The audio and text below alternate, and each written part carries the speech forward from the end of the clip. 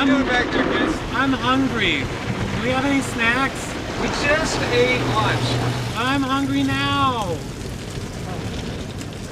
All right, Ken, here you go, buddy.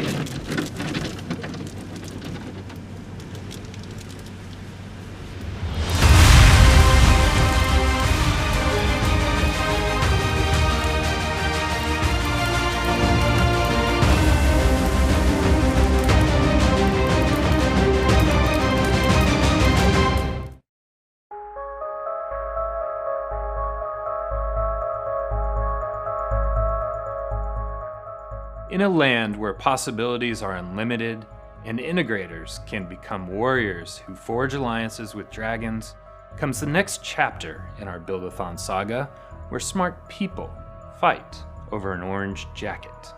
We first met our 24 teams of innovative integrators on an arduous adventure of automation through the lands of Ignition, where they overcame challenges that included answering Ignition version trivia at the Tree of Additions, uncovering secret passwords at CSS Cove, and unscrambling persnickety puzzles at Perspective Peninsula. They won our hearts as they quickly answered Ignition trivia using brains, not brawn, to move boulders, reveal secret passwords, and outstyle a quick-witted quill. Two teams ultimately emerged victorious from this quest, and now our heroes will face mysteries of machination, like MQTT data modeling and visualization. They'll have their boundaries pushed, their mental strength challenged, and their driving skills put to the test. Which one of these teams will effectively use innovation and teamwork to win the coveted orange jacket, which hopefully fits this year? Prepare yourself for a showdown like no other, and remember that the destiny of these challengers will be in your hands.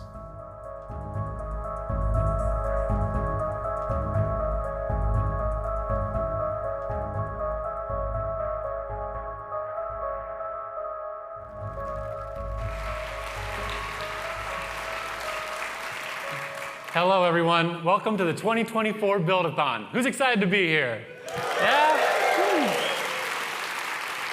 Awesome. Well, I am your host, Kent Melville, and I will be walking you through this, the premier event in the world of competitive SCADA. And you'll notice that I am alone on stage. No Travis, no Kevin. That is by design.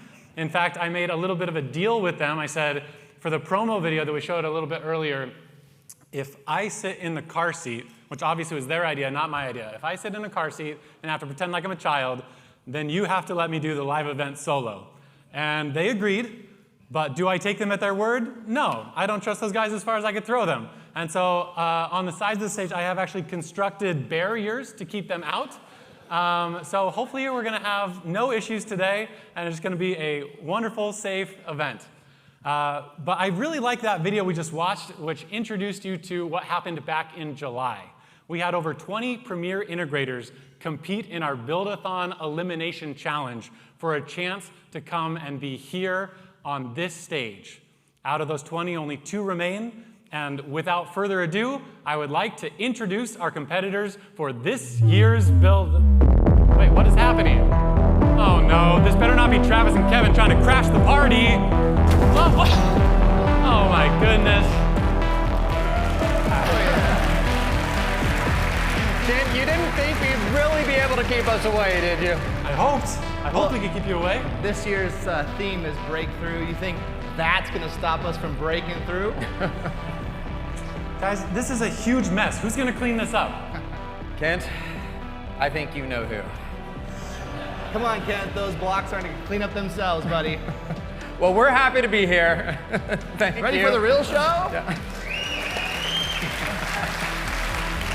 I do feel a little bit bad, though. I mean, look at him over there. Kent, do you want some help? Yeah, that would be great, guys. Okay. I think we could help you out a little bit. Yeah. All right, I'll hold this side. Yeah. Let's come over here. Okay. Okay, there you go. One block at a time, Kent? Wow. This is really, you're doing a great job. Have you ever cleaned anything up in your life? Guys, it's going to be great. Oh my God.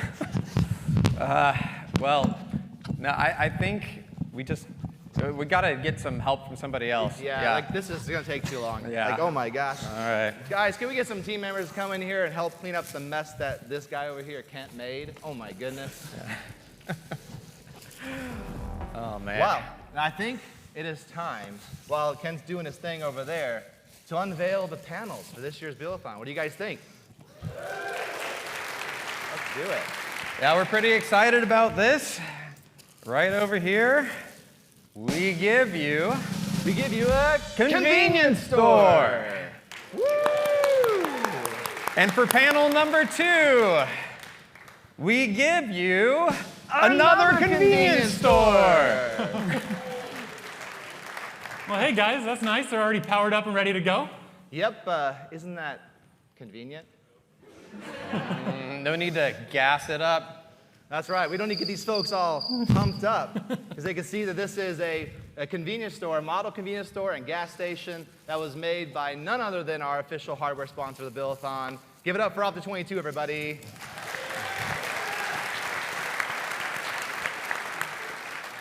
So what you guys are saying is that our competitors have some surprises in store for us today? Oh my God. Oh, man. Kent, yeah. Just go back over there. All right. Well, while he does that, we are going to have the folks from Opto 22 actually come out here and tell you a little bit about these panels that the competitors are going to be using today. So with that, Benson Hoagland and Terry Orchard, please come out to the stage. Oh, this side. Thank you, guys. Yeah, this actually really started for Opto back in 2022 when you guys at Inductive Automation called up Opto and asked us to fabricate these panels for the Build-a-Thon 3 years ago. So we designed it, we built it, we controlled it, and then we returned again for the panels in 2023. And here we are, ICC 2024, and we're back again. This time with the idea of a convenience store or the Epic C-Store. So this is something, we're familiar with. It needs monitoring control. So we took that idea and scaled it down for the stage. So I started by just modeling the whole concept in Fusion 360 design software, and then actually 3D modeled and 3D printed each of the different components on our Bamboo X1. So everything from the street lamps and the fuel pumps, the cars, even the conveyor tracking gears, were all 3D printed just specifically for this panel. Then we leveraged the rest of our team here at Opto, and we had our in-house machinist build a frame that holds everything together, and had our graphic designer create the images that you guys see in the car wash and in the C-Store, and we even snuck some little things in there. And then we finished it up with some dot addressable LEDs, and really brought this all together into this sort of stage-worthy scale representation of a C-Store. So all of this is so that we can have something that our competitors have been working with to demonstrate their ability to show monitoring control. They've been working with these panels, and now we have them on stage. But over the last 3 years, the last 3 panels that we've put together for the Build-a-Thon, at the core has always been this Groove Epic. But what appears to be just a simple PLC is actually a lot more. So for that, Benson? Indeed it is, Terry, a lot more than just a PLC. So once Terry and his team actually assembled and built the panel, and then we had our master electrician actually land all the I/O points and wiring all through these I/O modules in the PLC, I got to working with the embedded software that's on the Epic. First, of course, I had to get into the device through Group Manage. I commissioned it, created some accounts, set up security, certainly the networking, any firewall configurations. Then I grabbed my control program and started to build a control strategy that took all the I/O from the C-Store in through these I/O modules, and then created the runtime that does execute in real time. Next, I identified various variables and I/O on the system and decided which ones I wanted to make public through the built-in OPCUA server. Then I just turned on Ignition Edge, already pre-installed, got the gateway up and running, and then licensed it with Ignition Edge Panel Edition. Best part, then I go into Designer, and I crafted UDTs to basically model this entire C-Store into logical subgroups, and then used MQTT transmission to publish those up. And with those same UDTs, I actually built an HMI front panel right here, and that is Perspective running on the Epic right on the front panel. Thank you. Now, once I have all my UDTs completed, I have MQTT transmission from my friends at Cirrus Link Solutions, and now I'm publishing those UDTs up over this cellular radio that's over here on the side, only on change. And indeed, there are no inbound firewall ports open on either the router or the Epic. That means this C-store is 100% secure. So, what can you do with all of these UDTs? Well, first, we have a car wash here, and we can start and stop the car wash and also monitor its rinse, wash, and dry cycles. So we'll see that. Down here, we have an underground fuel tank, so we can monitor the fuel in the tank, and we can also publish prices for that fuel right up on the display. Looks like somebody's already working through it. Once we have that, I also have here a temperature probe, so I always know what the temperature of the C-store is. And indeed, we also have code running in the Epic that is reaching out to a weather API and pulling back the current conditions for wherever the C-store is, its location, however that was configured. So once I have all that, I've also got all my lighting zones here that can be controlled. So that's all available in the UDTs. And finally, we actually have an energy monitoring module on this system. So it's wired up to CTs, and we're getting real-time power, we're getting energy consumption, and all of those are available in the UDTs as well. So, Terry, I'm super excited to see what these teams are going to put together building their ignition system with these C-stores. And thank you, guys. Thank you, Benson and Terry. Yeah.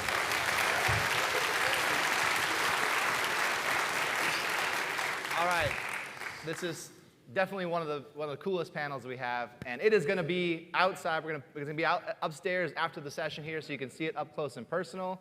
And as they said, there are a couple Easter eggs in there, so go and look very carefully inside of the artwork that's there.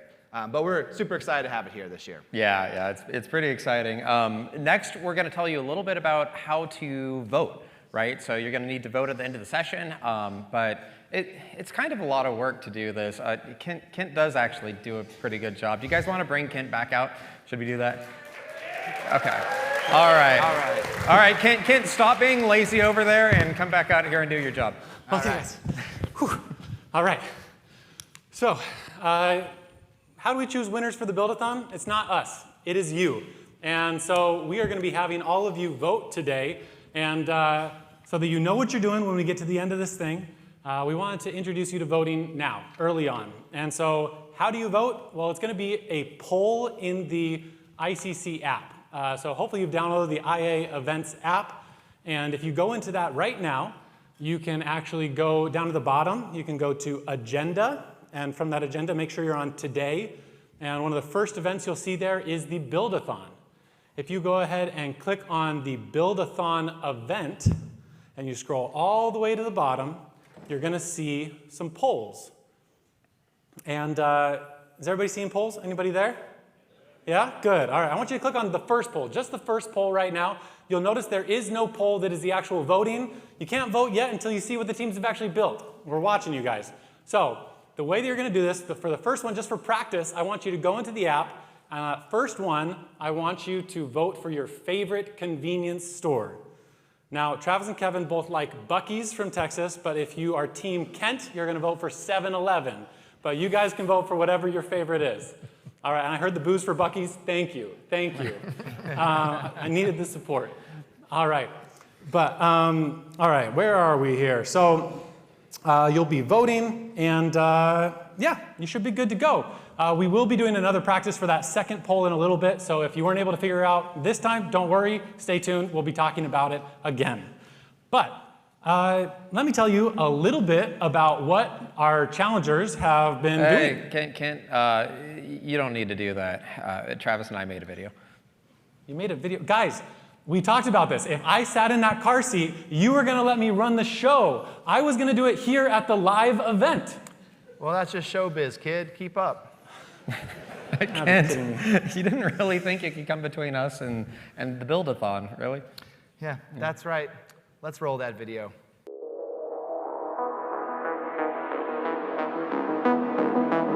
The challenge is to build a project to manage a fleet of convenience stores. Each convenience store has a car wash, fuel pumps, lighting, refrigeration, environment, and energy monitoring. The stores have a local Groove Epic PLC provided by Opto 22. The PLC program and data have already been designed. Each store is modeled as a single UDT that is published to a cloud MQTT server over MQTT Sparkplug from Ignition Edge running on the Groove Epic PLC. Your task is to develop a backstory about a fictitious owner and their plans to dominate the convenience store market and build an ignition project from scratch to help them accomplish their goals. What is their plan? What requirements do they have? What do they want to do and see? What does the architecture look like? What is the rollout plan? The challenge gives you an opportunity to show off your ignition skills. The ignition project must include all of the following: visibility into this and all future stores, interaction with all three elements of the convenience store, starting a car wash, managing fuel prices and fuel level, and monitoring refrigeration unit. Lastly, the ability to commission a brand new store from the runtime. Be creative and feel free to add any additional features you want. This is your opportunity to separate yourself from your competition.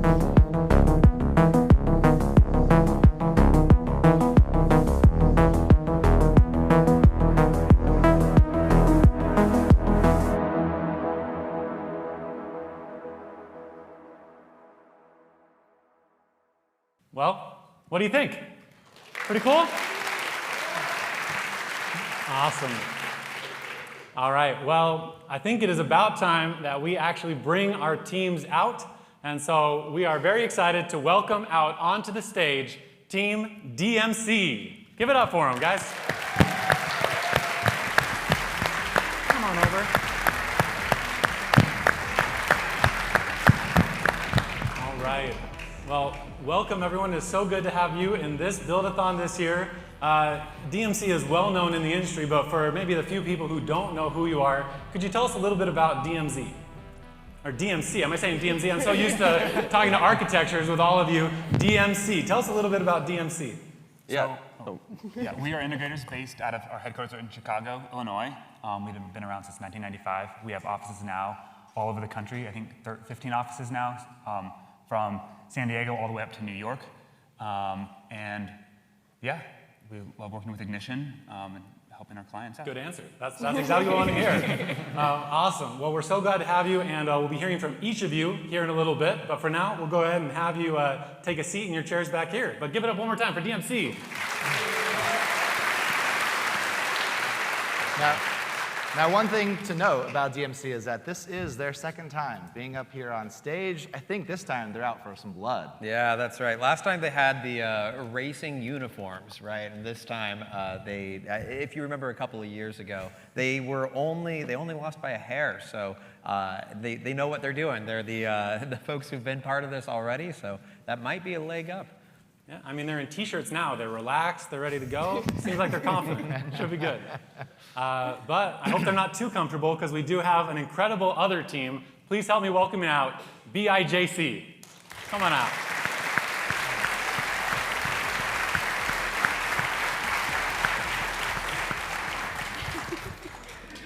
Well, hey, thank you so much for being here.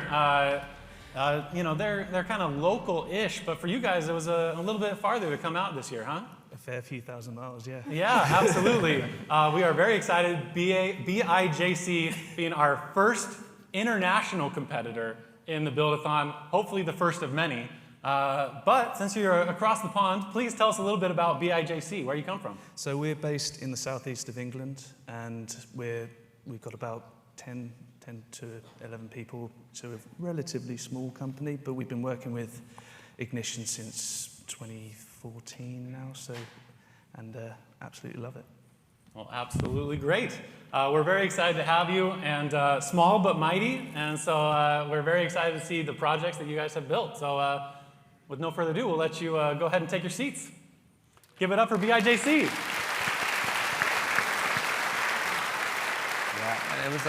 It's small and mighty, and these teams went through the competition that you saw alluded to earlier. They're an amazing, both of them are amazing sets of engineers here.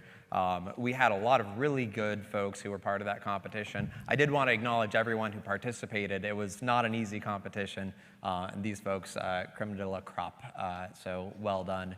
BIJC goes back quite a ways with us as well. You heard 2014, Chris Taylor.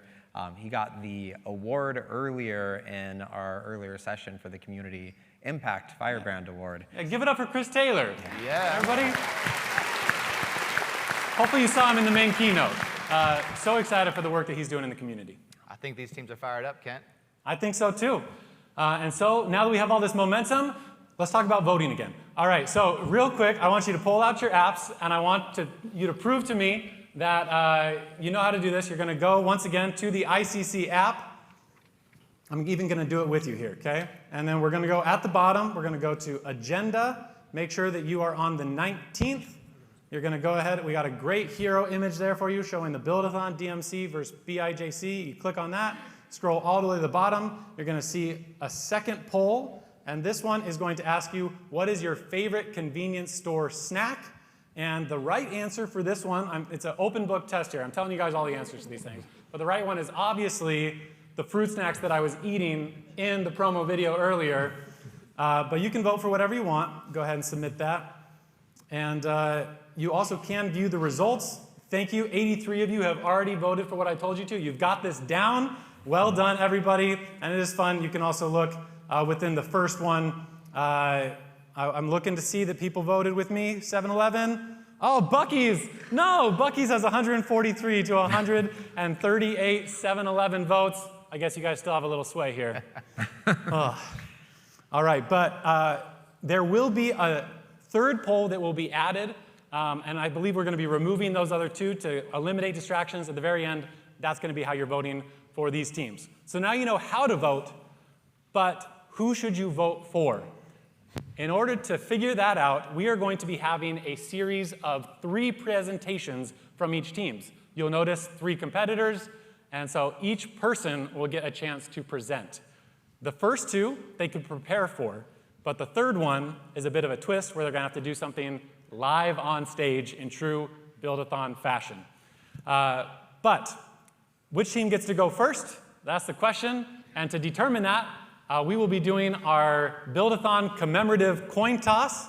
And so we are going to be welcoming our first presenters from each team. So Sheila, please come on down. Jonathan, please come on down. And to make sure that this is fair, we're going to tell you how I'm going to do it, okay? I'm going to flip it up into the blinding lights, and then it's going to come down, and maybe I will catch it. But I'm going to do my best. And then I will take it and flip. And whichever is on the top, we go with. Now, this is not your typical coin. It is not heads and tails. Instead, you can see that this was the coin that we used for the very first Build-a-Thon with integrators competing. So shout out to Vertec and Flexware for really setting the stage for integrators in the Build-a-Thon. Give it up for those teams.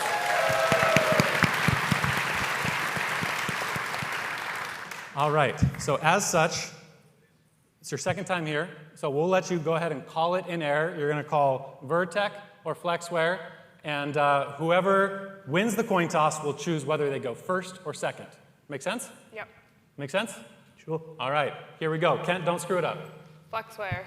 I can't see anything. It's a redo. Hold up. But she said Flexware. That still counts. I can't see anything in the lights. It is Flexware. Ooh. All right. You called Vertec, correct? So I said Flexware. She said Flexware? She said Flexware? Help me out, crowd. Yes? All right. I don't know what I'm doing up here. The light's blinding me, and I turned into a deer staring at the light. Can't do anything. What do you think? Are you going to go first? Set the stage? Set the tone? Get the first impression? Or do you want that last say? What do you think? We want to go first. Going first. Bold move. I like it. All right. All right. Well, thank you, Jonathan. Go ahead and have a seat. Well, Sheila, stay up here. Stay up here. You're not done yet. All right. So for this presentation, you will be walking everybody through just an overview of your project. We are going to be giving you 8 minutes to go through it. You do have a timer right here, so you're going to be watching that as it counts down. No pressure, no stress. You know, we're excited to see what you have built. And then afterwards, the next presentation will be a technical deep dive where we'll get to see a little bit more under the hood. But for this one, we really just want to see all the cool features that you've rolled into this thing. So, you ready? Yeah, I'm excited to show you guys. All right, well, we'll let you come back here so you have are you going to have the laptop here to guide us through? Yep. All right, we'll take a seat. Everybody, give a cheer. Let's see if they got some good stuff for us here. All right. Take it away. DMC just did our first project for a villain, Gru and the Minions from Despicable Me. Gru and the Minions reached out to us to help them take over the world by dominating the convenience store market. Gru knew Ignition was the best platform for this job. Right now, they only have one store, but they want to expand their empire and have hundreds of stores this year. Also during the design phase, they requested it to be easy to monitor stores and drive profitability. So we kept those in mind as we built our project. Now I'll show you how we implemented these requests. So our first screen here is a map. Right now we have our one store here, and the store icon tells us the status of the store. If it's red, there's an alarm. If it's yellow, it's unprofitable. If it's green, everything's good. If you hover over the store, you can get some more additional metrics about how the income and expenses are going. We can also, with this drop-down, click our store, and it'll automatically zoom in to show a closer view of where that store is. This pin right here will pin this in place, and clicking on here also opens up our side panel. Pinning it allows this to stay open as we move around our map. This side panel over here has additional controls and things to monitor. So starting first, we have our fuel. You can see all of the prices here, and if you look at the model, you can also see the prices there.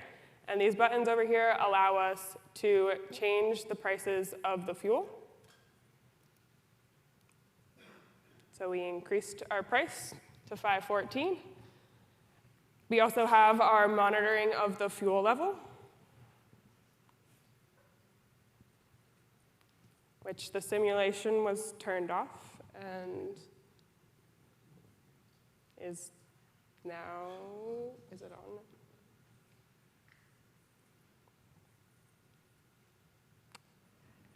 To continue going through that as that's working, oh, there we go.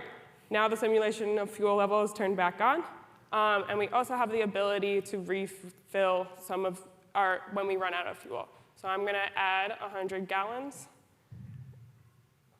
We'll do 1,000, and then it'll show up more better.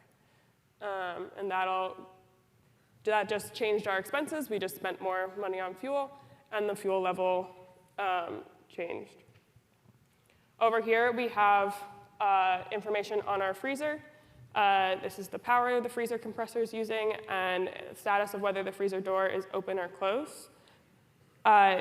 When the freezer door is open, we have an alarm. As you can see, the freezer door also turns red on the model.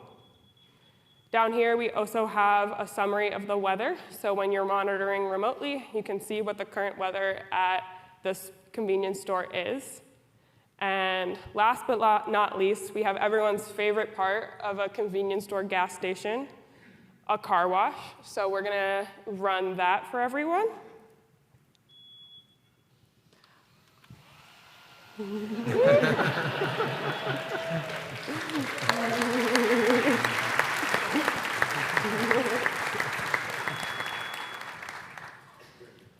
And then down here, we have a few more screens.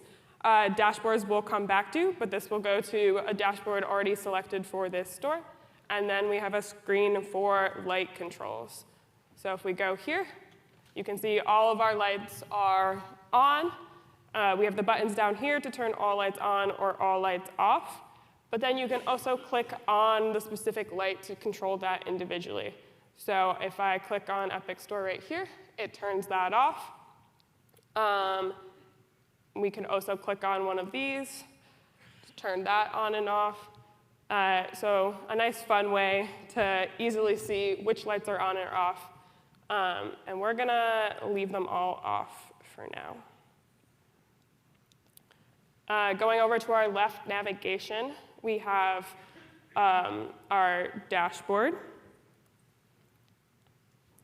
Here you can click your store, set a date range, And this is where it's very easy to see all of our revenue and expenses. We have how much we've made from fuel, convenience store purchases, car washes, and we did some simulation to get all of this data.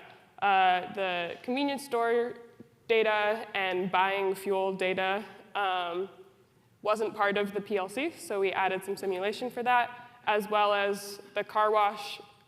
We ran that automatically over the last few days so that we had some historical data. Over here, we have the amount of money we just spent on fuel, and then our energy expenses for running this store. Our transaction tab goes through all of our transactions that we've had in the last 6 hours, which we could edit that up there as well. We have our car wash sales, store sales, gas sales, and gas expenses. You can see our gas expense that we just demonstrated earlier. And then there's summaries down below that add up all the transactions and total expenses below each table. Lastly, we have our energy, and we can see that we just turned off those lights, and the energy levels drop down right over here. Continuing on in our left navigation, we have the store configuration. Gru and the minions really care about expanding their empire, so we wanted to make it as easy as possible for them to add new stores. So when new stores come online, they're going to show up here and make it really easy for them to add. Lastly, over here, we have our alarm screen. We can see that the door was open earlier, and previous fuel level low alarms. So all of that will show up here nice and easy. So that's a nice overview of our store. We can see now that the fuel level is no longer low, our store is green and profitable, so we're doing great. And that's an overview of our project. We hope you enjoyed it.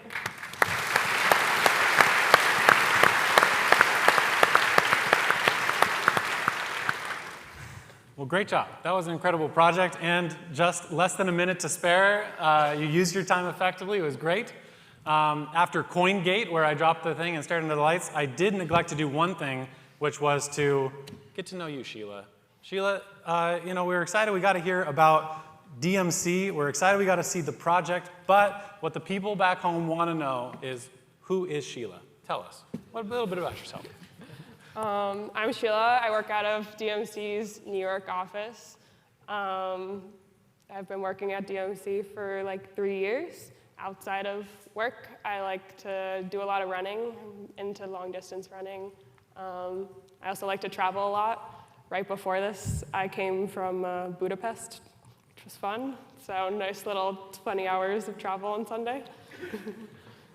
Yeah, a great way to be well rested for the event. I love it. Yeah, dedicated. I like it. Awesome. Well, Sheila, thank you so much for introducing us to not just yourself, but to this incredible project. I was off stage, and the creator of the panel, Opto 22, they were talking about how impressed they were with the project. But they don't get to choose. You get to choose. We'll see if you guys were impressed with the project. But I'm also, when we have our peanut gallery here, they broke in. They might as well say something. Travis and Kevin, what did you guys think of the project? Well, I got to say, it's incredible to think that this was built in just 2 days. Yeah. Right? So in the morning on Monday, we gave them a challenge, and 2 days later, a complete project from scratch was built. It's so cool to see. Yeah, I was impressed with the couple of unexpected directions. Starting front and center with the map there and just the scale, right, and planning for that scale was something that I wasn't expecting. And then the expenses and just having that bottom line there to see, is this profitable, is this not profitable right now? I thought those are really nice touches. Absolutely. Yeah, and I know that Gru has had problems with funding in the past for his empire. And so tracking his profit, very important. Sounds good. All right. Well, they're not the only project to see today. We do have another one. We are excited to see BIJC, what you have in store for us. And Jonathan, it's going to be you that's doing our first presentation, right? That's right. All right, well, I'm not going to screw it up this time. We're going to have you introduce yourself first. And so, yeah, Jonathan, tell us about yourself. So I'm Jonathan. I've been with BIJC for 7 years now. Absolutely loving it.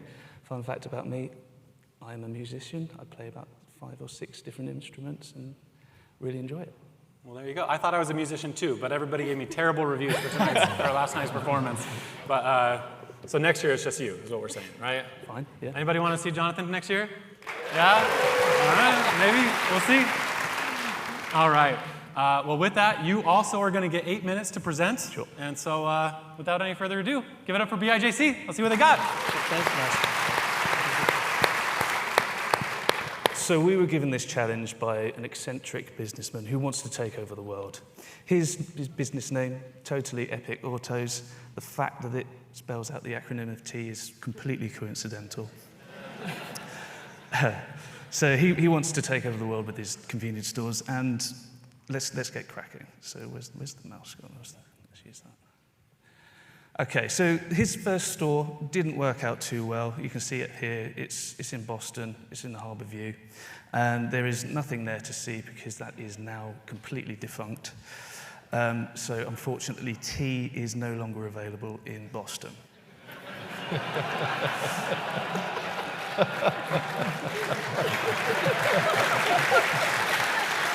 So let's take a look at the store. So we've got our HVAC control. We can see that we can change the temperature set points.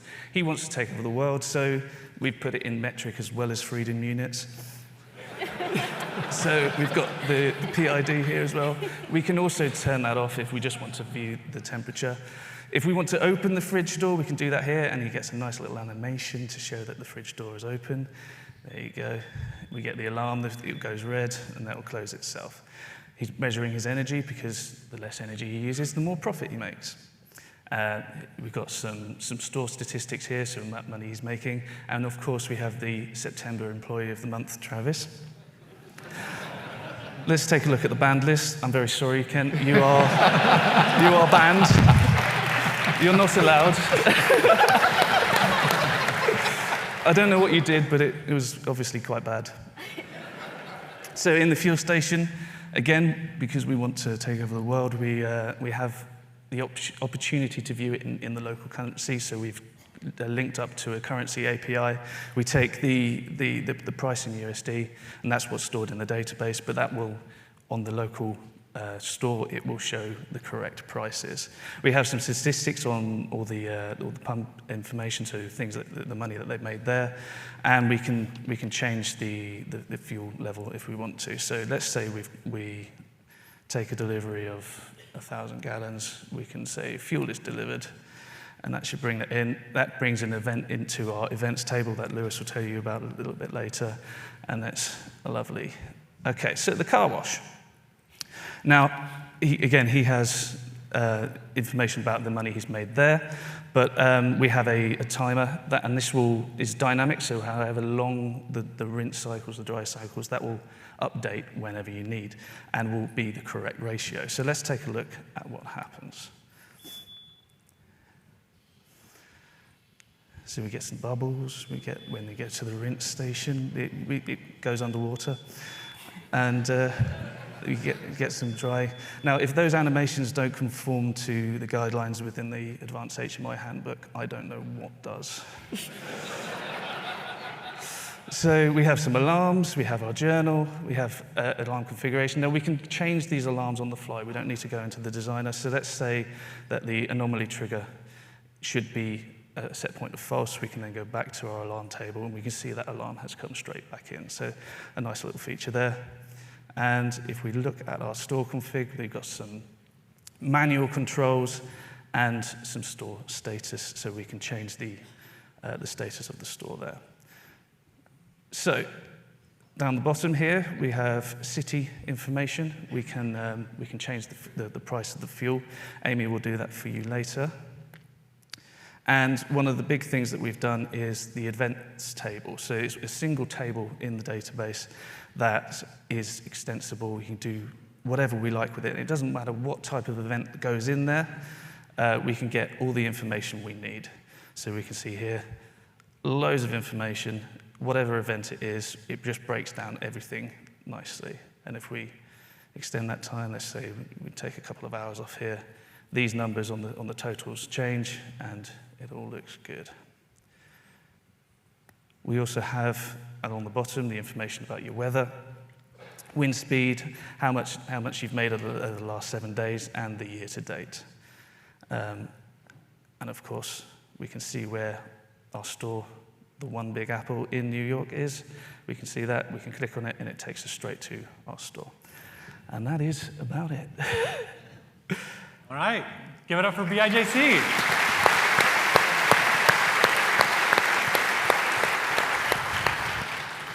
You know, 2 incredible projects, both very different, but both bubbly, so we like it. But Travis, Kevin, very interested in your thoughts on this second one.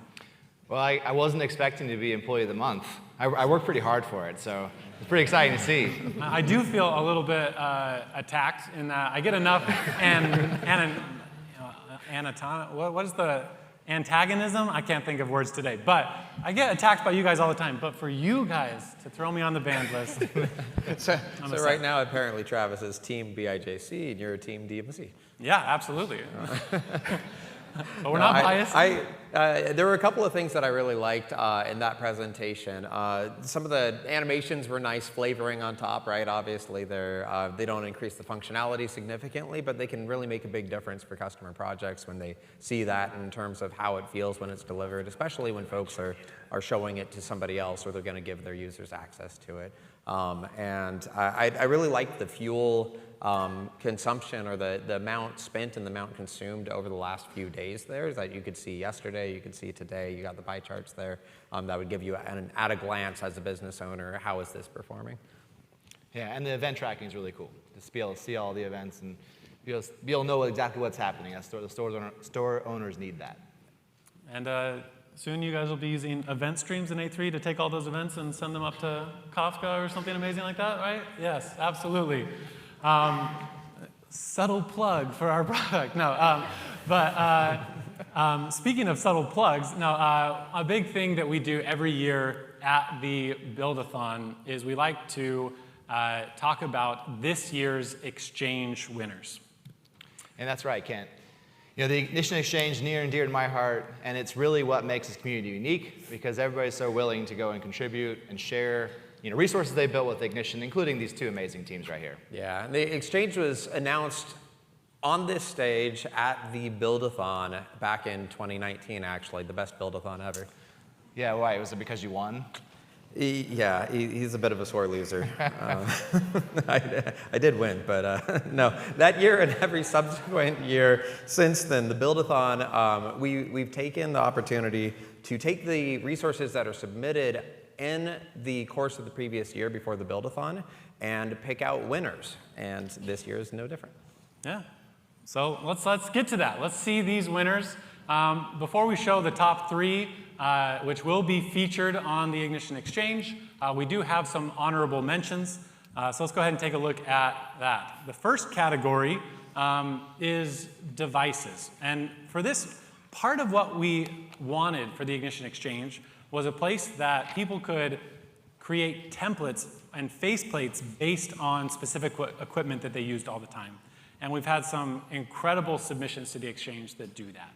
And we dream of a day where any hardware you could go buy off the shelf would have an equivalent template on the Exchange. We got a little ways to go. We're going to rely on you, the community, to help us get there. But really wanted to give an honorable mention to this Cognex Vision WebSocket demo, also the 1734 animated I/O, and also the Mettler Toledo library, all submitted by different members of the community. Thank you so much for participating. Wanted to give you a shout out here. All right, yeah, give them up. Yeah.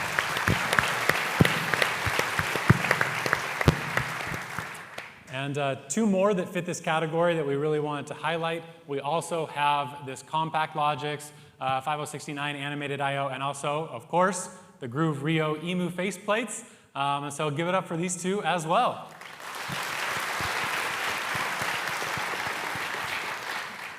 All right. Well, next up is going to be 3rd place. So our first official winner of this year's Build-a-Thon Exchange Challenge is, let's take a look, the Jupyter kernel. All right, well, this came from Andrew Geiger, and you may look at this and say, I don't know what that is. That's fine. You should go check it out. But what this does is this resource allows you to develop and run scripts for Ignition inside the Jupyter Lab notebook environment. And so people have often wanted to do the actual experience of writing code in Ignition rather than doing that in our designer, doing that in an external IDE of some sort. This allows you to do that and allows you to run the scripts and do all kinds of cool stuff all within Jupyter. So if you're one of those power users that is constantly writing cool scripts to enhance the capabilities of Ignition, this is a mandatory resource to go check out.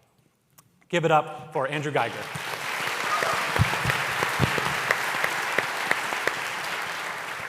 All right, in second place, we have none other than this historical tag analysis by Eric Gruber. This one is while the other resource we just showed was this really complex resource that is going to be really cool for a select few, something that really made this one stand out is that this is a simple resource that could be used by everyone. And so what this is it's a perspective view that allows you to generate a hit list of historical tags using the most, which ones have the most storage in a specific time frame. So you can go and start not just looking at, all my history, but I can start seeing which of my tags are generating the most history and start doing some analysis to go and check it out. And so we think it is going to be really powerful for a lot of people. We see analytics and deeper analysis into your projects really being a big focus in the industry right now, and so we love seeing resources along those lines coming to the Exchange. All right, but now we are ready for first place for this year's Exchange Challenge, and so we give you the Task Toggler. Once again, we picked this one because this one actually has a very, very high level of polish. And the other thing is that this is just one of several very polished resources that came from Artec Integrated Solutions. And so what this one is it allows you to track notes and time spent on daily tasks. And as you can see, I am scattered constantly up here, and so I need something to help me track my tasks throughout the day. This is a great example of how to do that. And it's built for mobile, highlighting the responsive nature of the Perspective app and works in any browser. Artec not only created this, but many other resources, and so please go to the Exchange and see their other things like one that allows you to group and reorder rows in the Perspective table, a PDF annotator, and many more. So please help me give a round of applause for Artec Integrated Solutions.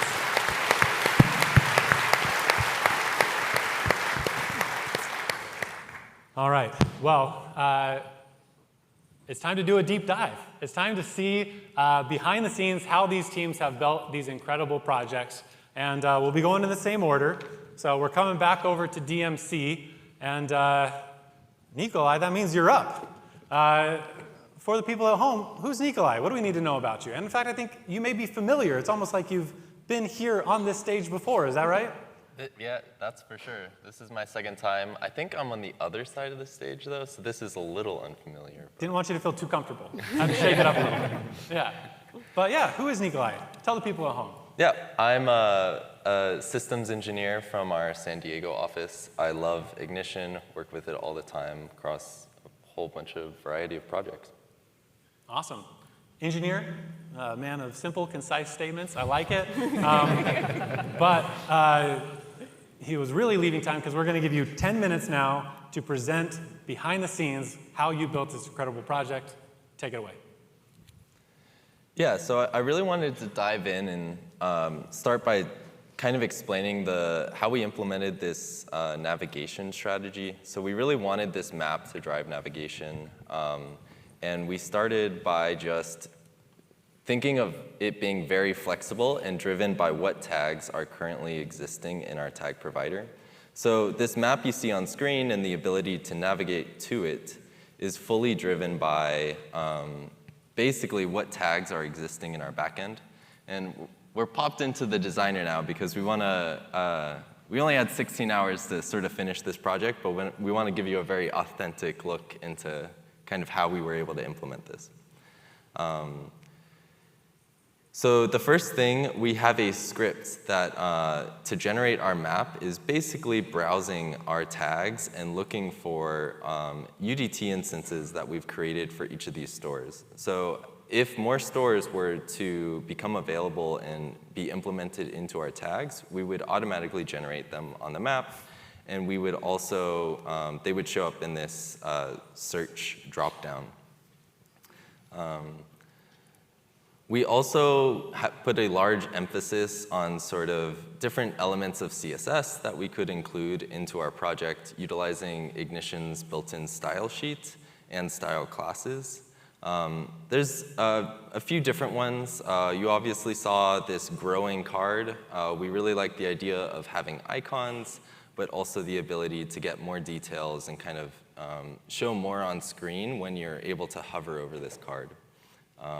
Some other notes, our menu is a little bit dynamic to give you some feedback of which one you're hovering on. And obviously, we saw the car wash run earlier. There's whole different levels. There's some that are a little bit more functional and nice for the operator to see, and then you can obviously implement stuff that is also more fun. But how we ended up doing this is if we take a look at the style sheet for our cards, you'll see that we implemented a class that basically we are hiding this black card with all the data behind our icon. How this is working is that we've basically forced this icon to be at the top left of this view. And what happens when it's not hovered is that we're basically scaling it to be 0 in size, and this Z index is also hiding it behind the icon in front of it, and we simply scale it. So it's mostly being driven by these like 3 lines of CSS, and just implementing them in kind of the correct way can create this cool effect. One other thing that may be difficult to notice is that when we're far out, the icons become small, and as you move in, the icon ends up becoming larger. This is somewhat built into the Google Map component that we used, but we implemented it a little bit differently. So we basically wanted to really dictate the size of this, and so we also basically set minimum widths and minimum heights as well as maximums for the card. And basically, this CSS just creates a little bit more of a modern feel and a reactive sort of environment for your project. As for this car wash, I'll run it one more time. This is just adding multiple layers of CSS on top of each other to sort of get this car going around feel, and a little bit of indicators on the colors and the bubbles as well. It's all just more layers of CSS, and we'll be publishing our project to the Exchange, so feel free to take a look after this presentation. The next thing I wanted to talk about is that we are dynamically building all of our tags. So Opto is pushing MQTT tags to us in the engine. And we have a script in our gateway events that is basically always browsing for potential new MQTT tags and instancing our own UDT in our tag provider.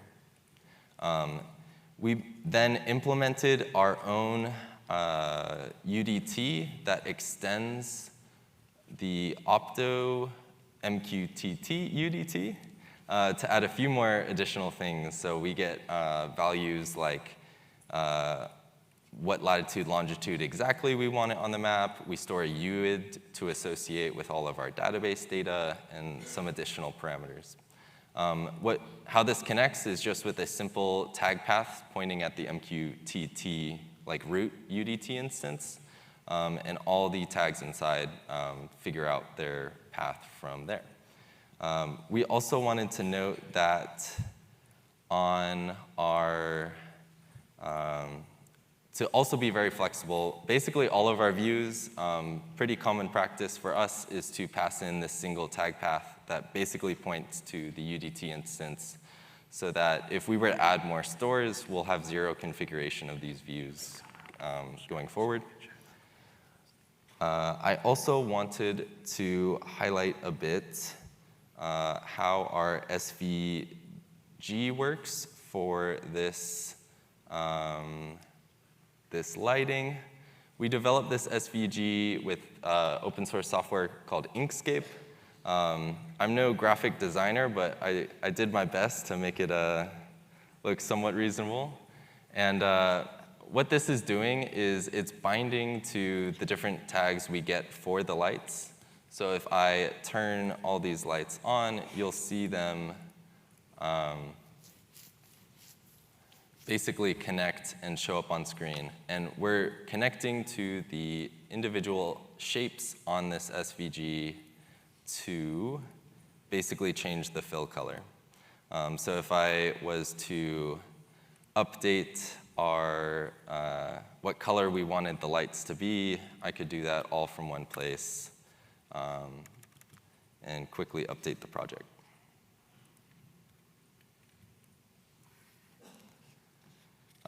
What then is happening on top of this SVG is that we are layering invisible flex boxes to basically act as our triggers for controlling the controls.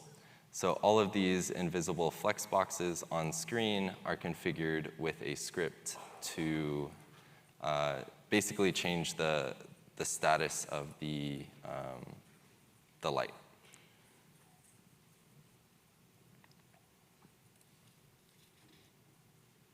Cool.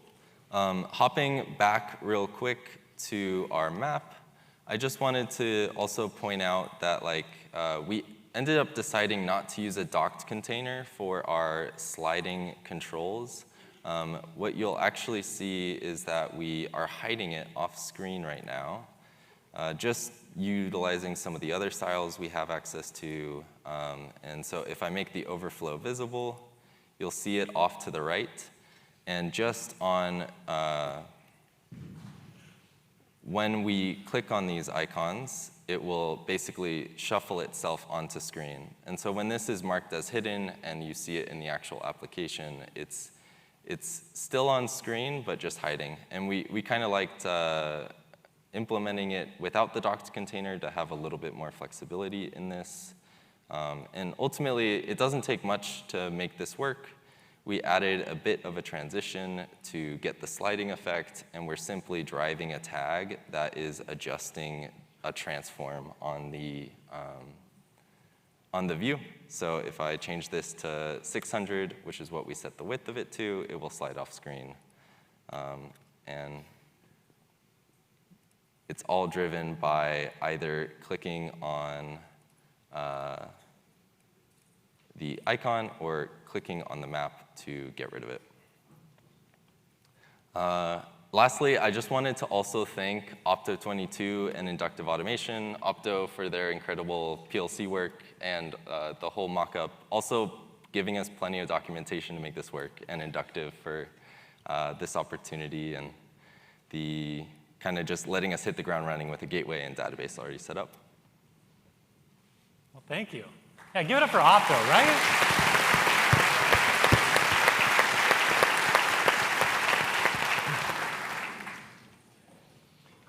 I am so glad this year that we have given the teams more time to do a deep dive and actually see how they built these projects. I was thoroughly entertained. Thank you so much for going through that. Travis and Kevin, what stood out to you guys? Well, I got to tell you, it's impressive to see the use of CSS in the project, right? To do all those little animations and polish and be able to transform that. So, and to be able to have that be available on the exchange for everybody to be able to take advantage of, that's pretty awesome. That is really awesome.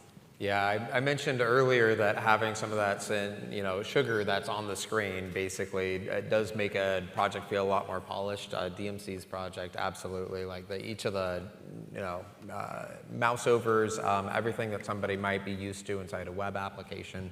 If a new user's coming to this and they're wanting to interact with it, you hover over that car wash button. It has the little slide in that just makes it feel good, right? And I think that this project really feels good. Absolutely. And is built in a way that obviously there's a lot of expertise there putting into that is the CSS that everybody here can take advantage of. It's really cool to see. That is really cool. All right, give it up for DMC. What a great presentation.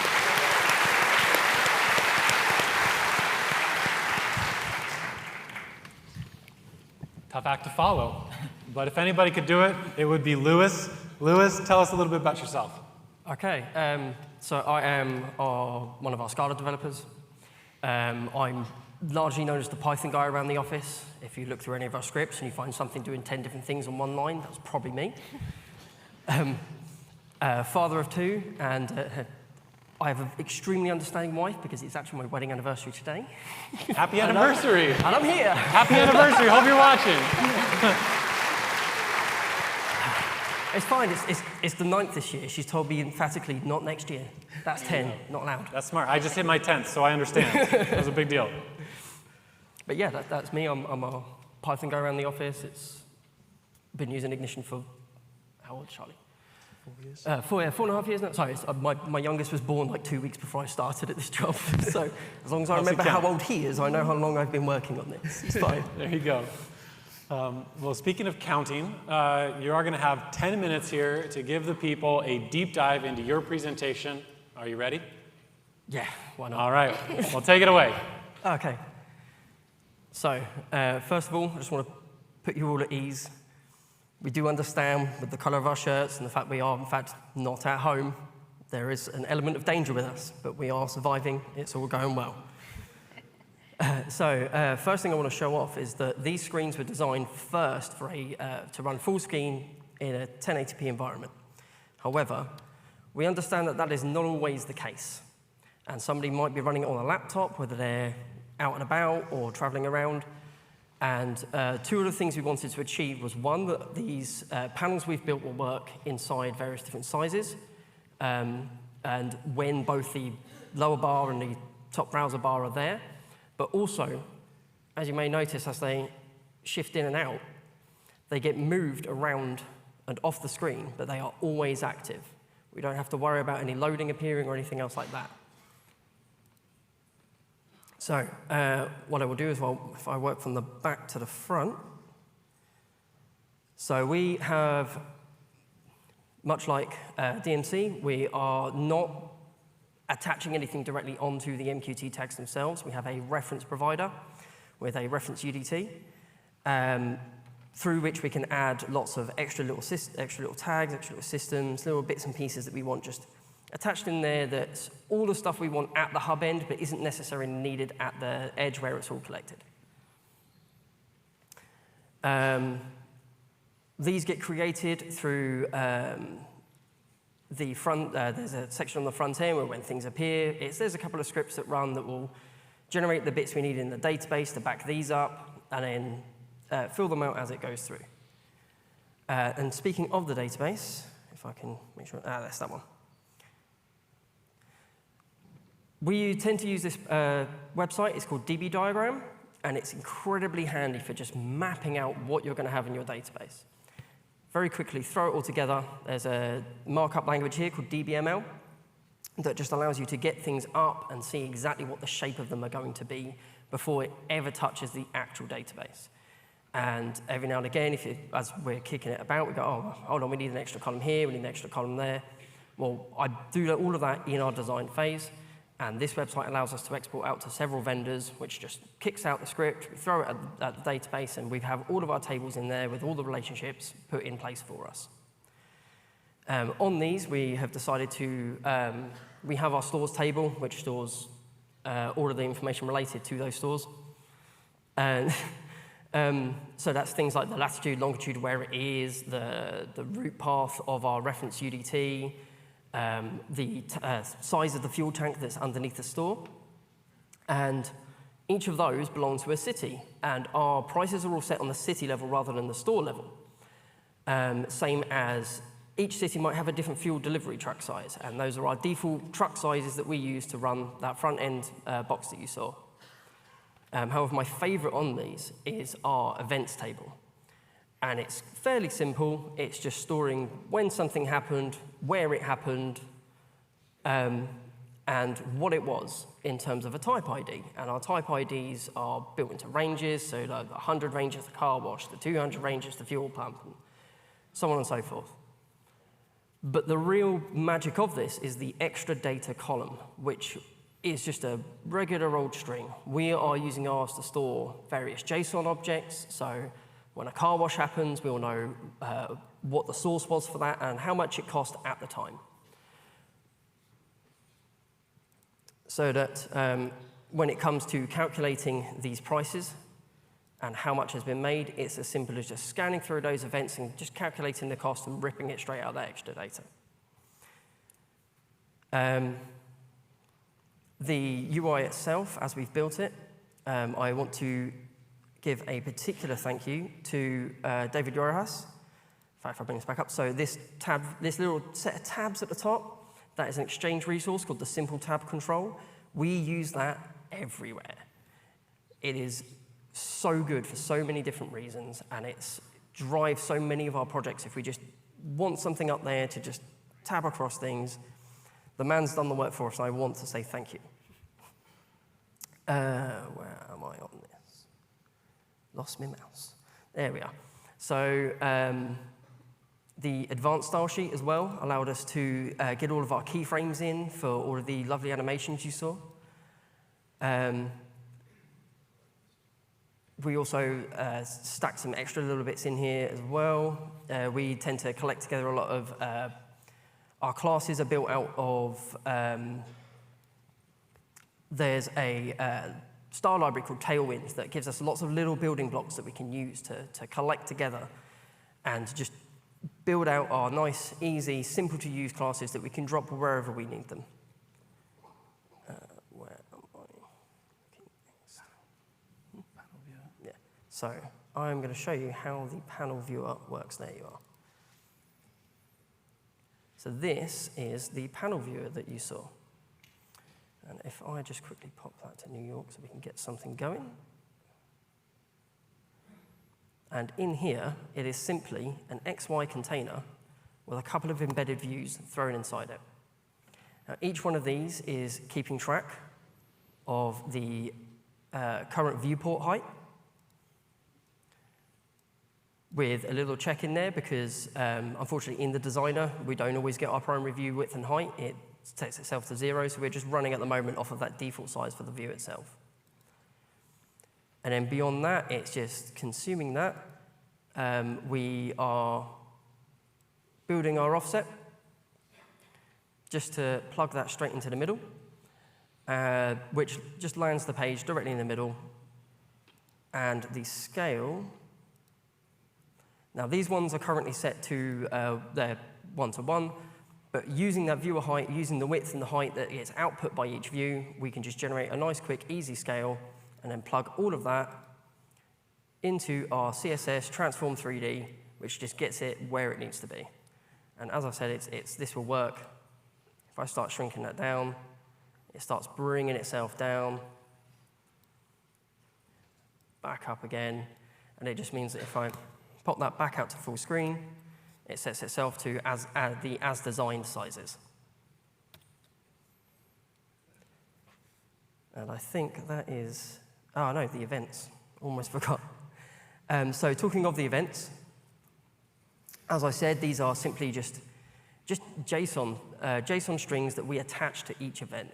And this is extremely extensible if they want to track something else. We realized as we were building through, we'd actually managed to completely forget storing transactions in the store. But it's cool, we're literally just straight into the event types. Well, there's a type 601 now. Let's get that in there.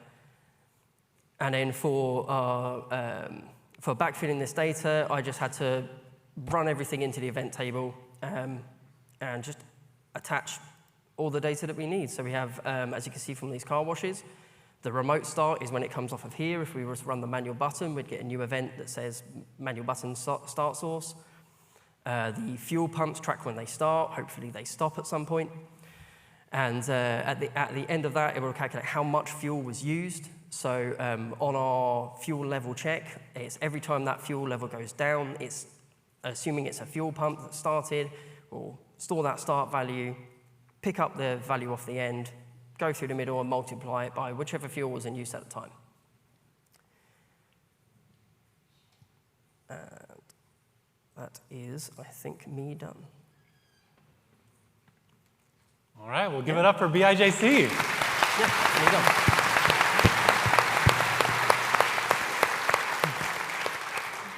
Very cool, and thank you for, was it dbdiagram.io? Yeah, honestly, it's one of the most helpful things that we have found in terms of the free tools around. I believe it. Travis and Kevin, I hope you're taking notes. I've seen your database schemas, so good tool for you, just pro tip. Really a great project, really great to see behind the scenes how it's all put together. What were your thoughts? Yeah, you know, I think there were a lot of really cool things that were built in there. One of them that I wanted to pull out and highlight, as the screens change, all of the math that's behind that and the transforms that are there, it looks really impressive, and it's also, the way that you implement it is really simple too, which is part of the beauty in it. So any screen, as you were showing, any size that was going to, it's going to be dropped there in the middle. You're able to fly those in from the other sides and fly them out, all of that. Really impressive to me. Yeah, and I'm a fan of ERD diagrams, so it's always good to see the behind the scenes, see what's actually in the database, and the simplicity of the event table with JSON makes it so powerful, right? Because you can have flex repeater or the table, I don't know exactly what you think, maybe flex repeater to show that information there. It's pretty exciting. Yeah, I really appreciate you brought up the flexibility of the data model there. I love seeing the JSON so that people come up with new things to store to their data model after the fact. It's very extensible, right? So a lot of cool stuff. It's going to be a tough decision for you all to decide who's going to be our champion today. Two incredible projects. But with that, I think we can go ahead and start getting ready for our final presentation. Wait, No, Ken. not too fast. I mean, look, come on. Oh boy, what is it now? I think that there is a wizard amongst our midst, and that is Inductive, the gateway maker from the lands of Hecht. Oh my gosh, there's a real wizard up there. Oh, great wizard, will you please summon our curveball?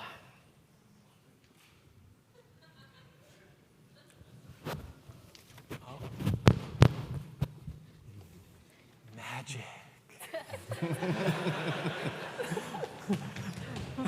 All right. There was no one doing that. It's just Give it up for Derek Chambers of Flexware, our ignition wizard.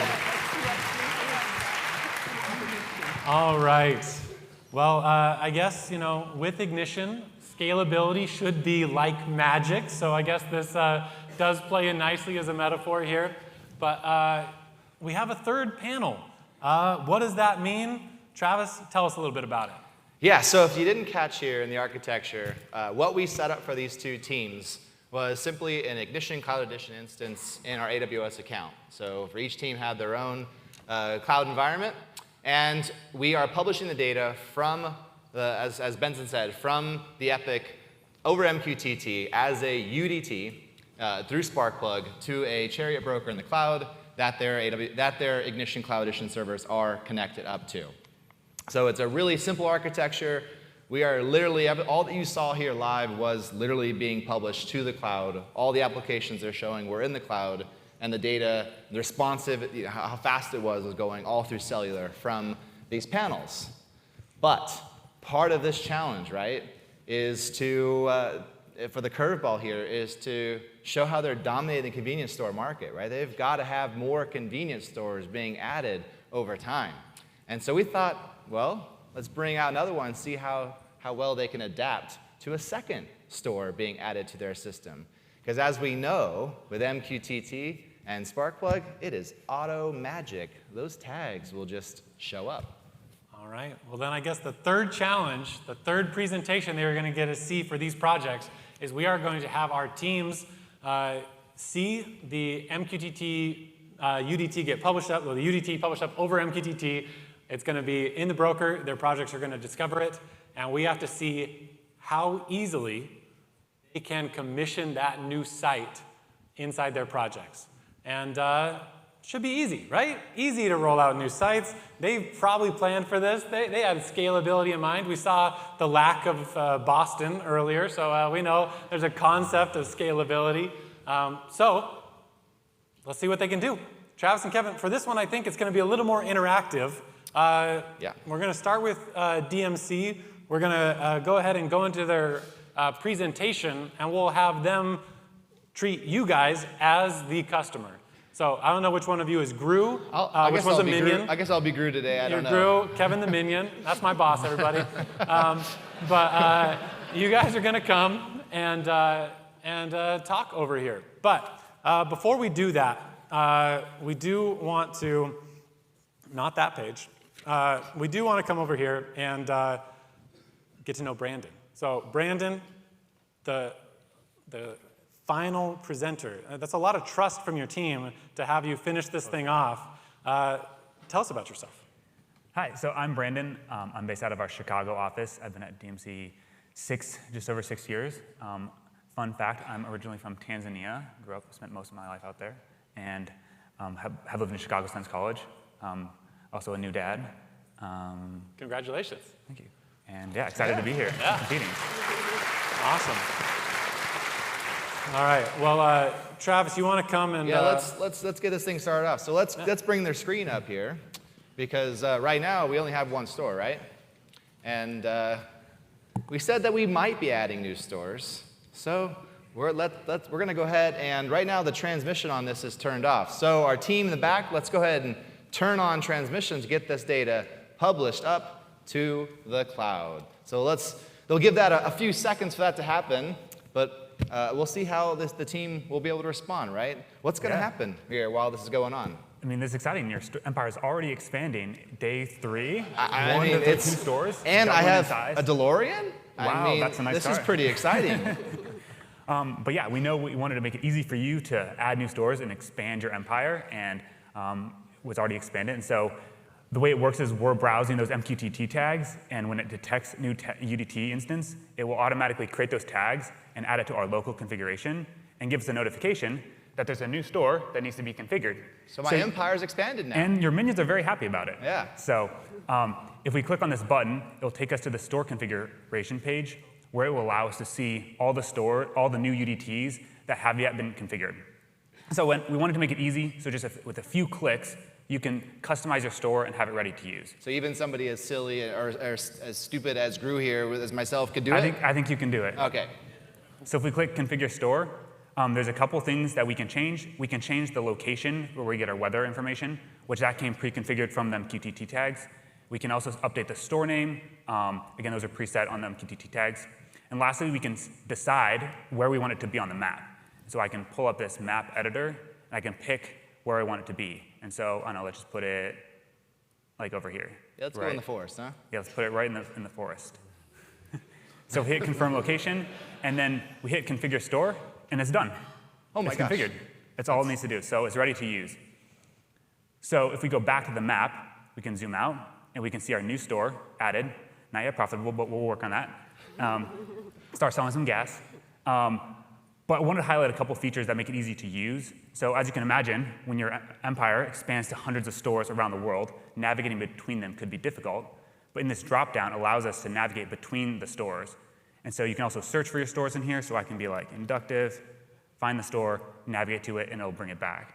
And so it allows you to switch between stores very quickly. Also, you can zoom out and still see the status of your stores across the country and how they're performing. And so you also can navigate them this way as well. Also, we wanted to give you flexibility to change your stores if you need to move locations, get a new center. So you can, from here, you can update the name and the weather location. You also can reselect a spot on the map where to put it.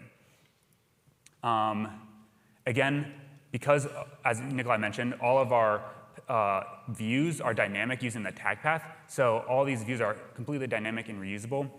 all we have to do is pass in the new tag path, and which we do by clicking on the store, and it's already ready to use. And so we can set the fuel prices, we can monitor the fuel level, so if we want to add some fuel, schedule a refill, we can do that as well. And then, of course, obviously, we can run the car wash. Woo!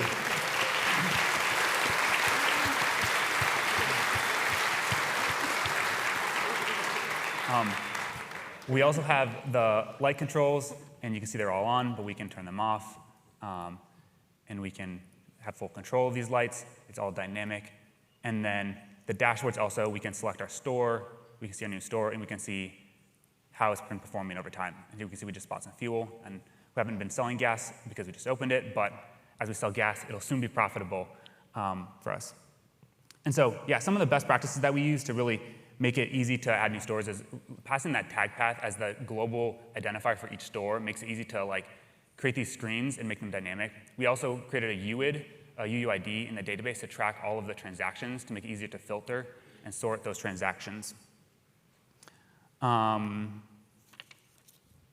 Yeah, so hopefully this app allows you to manage your expanding fleet and become profitable and dominate the convenience store market. Yeah, and I hope you like it. And yeah. Thank you so much. Appreciate it.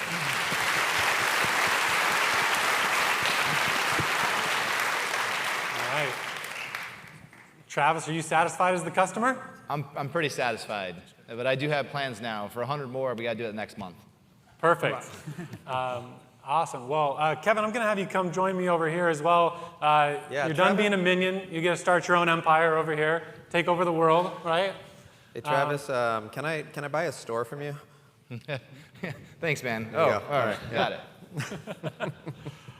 All right. Well, we are excited to see your project in action, see how it does with the same challenge of commissioning a new store on the fly. But before we jump into that, Amy, we're so excited to have you here representing BIJC, the closer at the end, saving the best for last. Is that right? I hope so. Yes.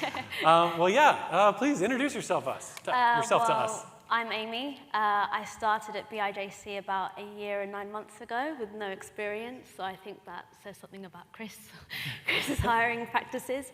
But I've learned so much.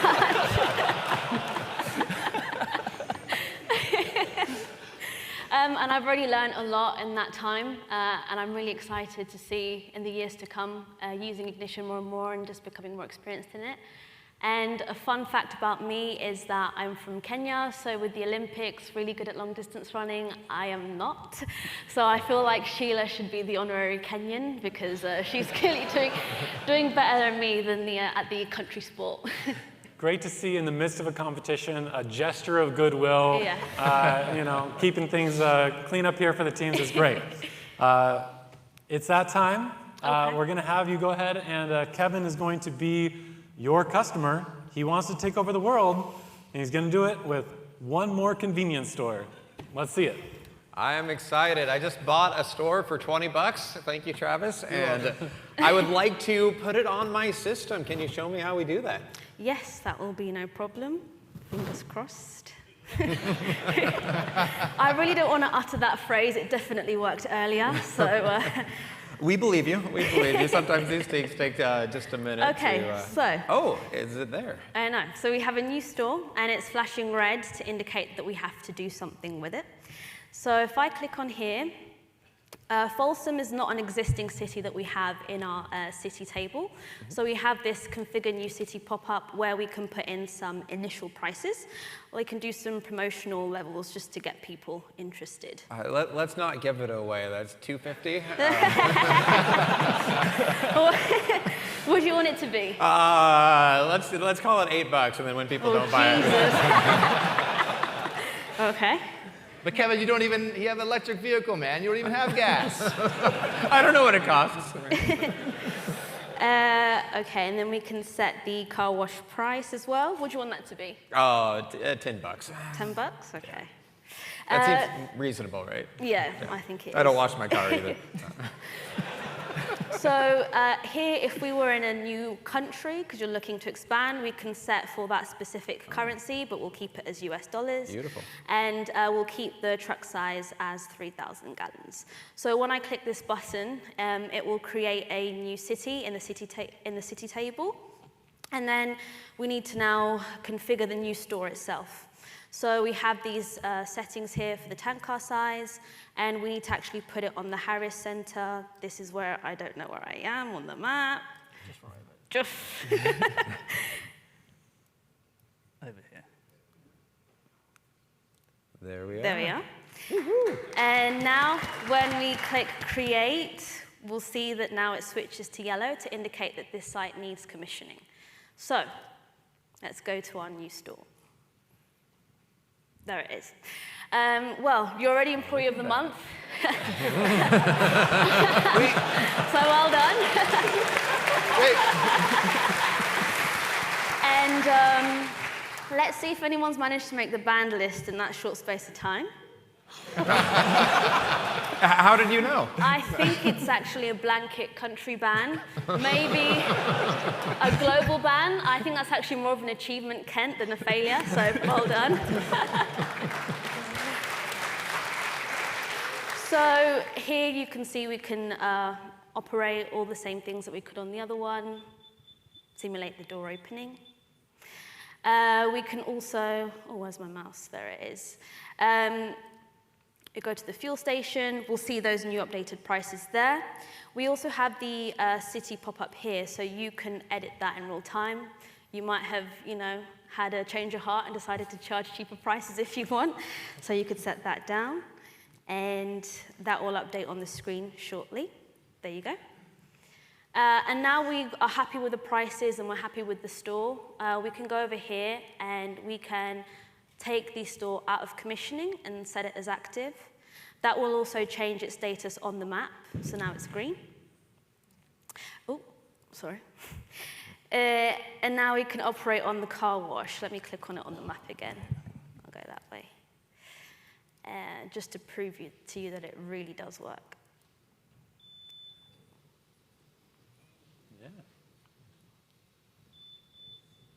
And I get my little animation there too. Yes. Yeah, that's my favorite part. So yeah, that is our new store commissioned and up and running. I will like to say that I'm definitely not under duress, and that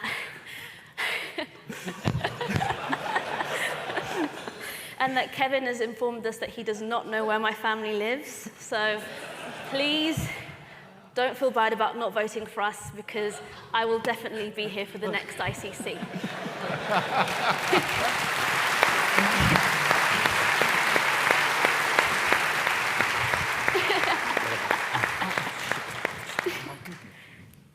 Awesome. Well, incredible job to both teams. What a build-a-thon. Only thing that's left now is for you to decide which project you like better. And so at this time, we do invite you to pull out your phones. Hopefully you haven't been on your phones the whole time. You're paying attention up here. Come on, stay with me. But go ahead, pull out your phones. You're going to go once again to the IA Events app, and you're going to go into this event. You're going to go ahead and go to the agenda at the bottom. You're going to go to today, the 19th, and you're going to scroll until you see the Build-a-Thon. You're going to click on the Build-a-Thon. You're going to scroll to the bottom. You're going to see the polls. And you should have a poll there that you can click on to vote for your favorite team. All right. So yeah, I think at that point, I do want to say these panels by Opto 22 truly are incredible. And as was alluded to earlier, after this session, we will be taking the panels upstairs. Give us a little bit of time to get them up there. But we will be plugging them, setting up so that you can come and check out the panels, turn on a car wash, and see all the great work that Opto 22 has done. All right. Yeah, woo! Give it up for Opto, right?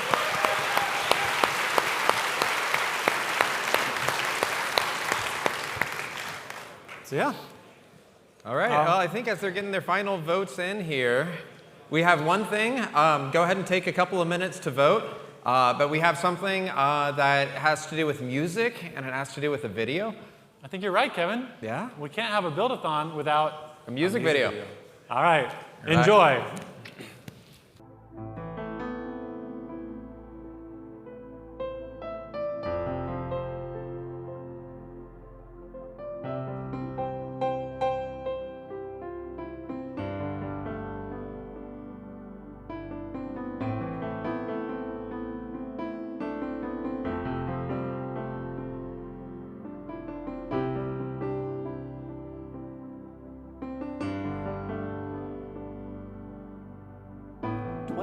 It all began. I watched from the side. Travs and Kevin, the pioneers, filled me with pride. Perspective was the challenge, a new dawn in our sight. Travis took the crown that year, his brilliance shining bright. The next year brought a rematch, the ignition exchange in play. Kevin's historical playback stole the show that day. I stood there in the shadows, admiring their might, wondering if I would ever step into the light. From Travis's first victory to Kevin's shining win, their rivalry and friendship is where it begins. Man, the Build-a-Thon rocks. The Build-a-Thon rocks. The Build-a-Thon rocks. Yes, it does. The Build-a-Thon rocks. The Build-a-Thon rocks. The Build-a-Thon rocks. The Build-a-Thon rocks. Yes, it does. The Build-a-Thon rocks. Each year I see the teams, Vertec, Flexware, and more. Raceline, DMC, Corso, and Design Group, they all soared. Opto 22's creations, a spectacle to behold. Mixing tanks and Galton boards, stories to be told. I feel the weight of history, the legacy they've made. Travis and Kevin, my heroes, their shadows never fade. But in their light, I find my strength to host and to inspire. Keep the spirit of the Build-a-Thon burning like a fire. 'Cause the Build-a-Thon rocks. The Build-a-Thon rocks. The Build-a-Thon rocks. Yes, it does. The Build-a-Thon rocks. The Build-a-Thon rocks. The Build-a-Thon rocks. The Build-a-Thon rocks. Yes, it does. The Build-a-Thon rocks. The Build-a-Thon's a wonder, a testament to skill. We gathered here to innovate with passion and with will. But Kent, my friend, you seem so down.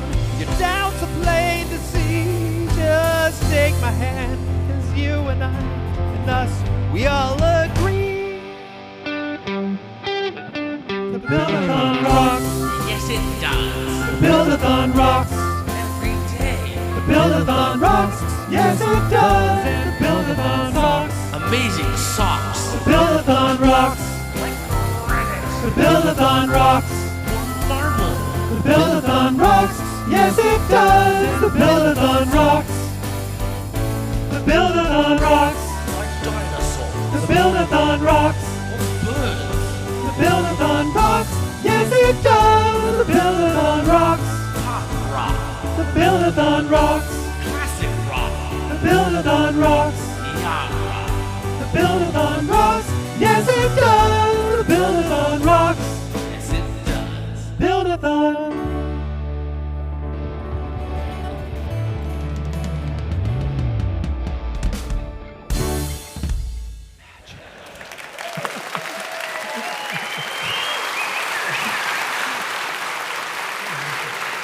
Let's all give it up for the best MC and master of ceremonies, Kent Melville, everybody.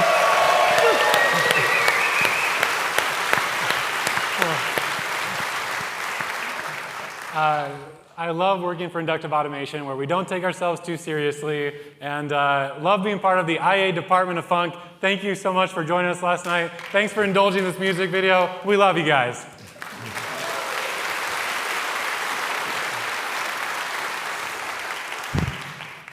I think it's that time.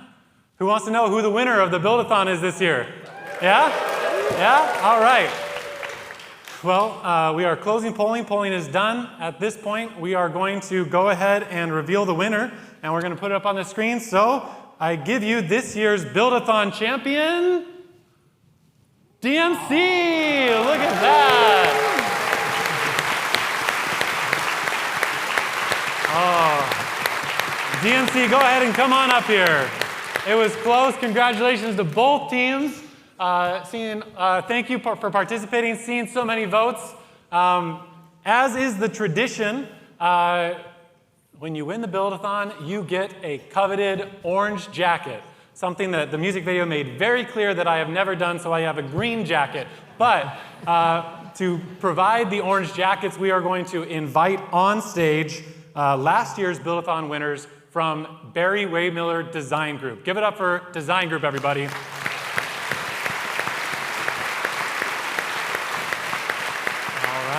You may go ahead and present the jackets. And do they fit this year? Yes, look at that. We did something right, folks. All right, I give you your new champion. Woo.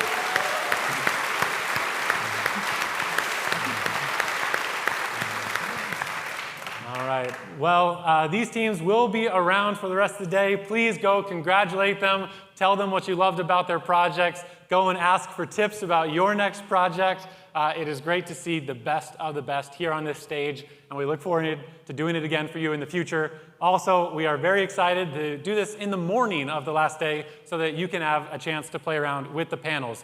But if the Build-a-Thon is not closing out the conference, what is? Well, we have a closing keynote for you later today. I talked about this last night, but there will be a special announcement in that session. We do hope you stick around. But for now, we just want to say thank you and have a great day.